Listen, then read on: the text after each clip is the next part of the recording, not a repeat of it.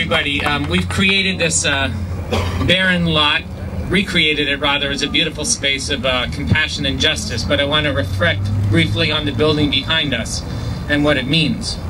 We're here at the White House, the house of the president, where these reprehensible policies began, cooked up by Bush, Cheney, and lawyer hacks like Addington, and where these policies must end through the fulfillment of the promise of our current president, who, as Andy has said, has shown extreme cowardice in apparently abandoning his own stated convictions. It's a special institution, the United States presidency.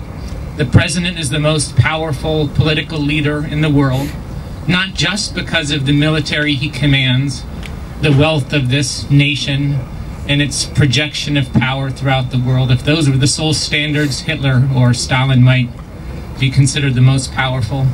The president is the most powerful also in part because of the power of the American idea, the idea of democracy, which ultimately is the world's idea, created by different societies in different ways, shaped by their own history and the determinants of their own culture.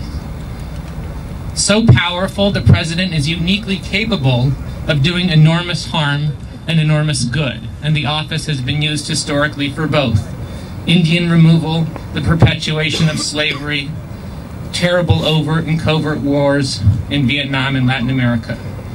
But it's also from the White House that the Emancipation Proclamation was signed, the institutions of the New Deal were created, and the struggle against fascism and totalitarian communism were led.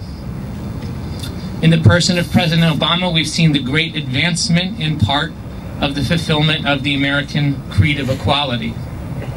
But for the last 12 years, profoundly, the White House has been the site of the violation by its office holders of their profound oath to the U.S. Constitution and the principles of due process and equality under the law contained within, and the prospect that the United States might in some small way inspire or even lead the world in commitment to bedrock principles of human rights.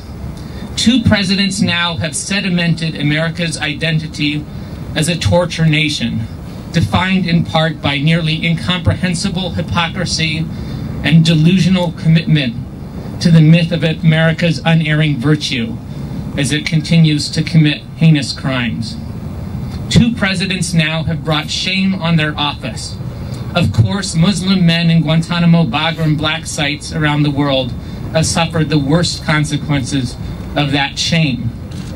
But these presidents have brought a whole nation into complicity with a great crime and caused us to inflict great moral injury against ourselves.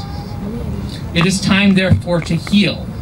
Yes, because that moral injury for many of us, abstract and at the same time very real, grows intolerable, but mostly because of the physical and psychological damage to the hapless victims of the misbegotten and misnamed war on terror remains completely unacceptable.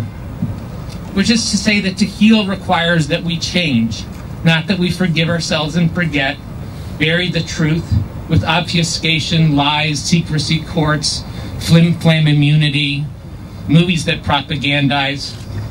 Specifically, we must close Guantanamo and the military commissions and do all those things that people have spoken about so eloquently today. More profoundly, we must make this second inauguration of Obama the inauguration of justice in a real and honest way.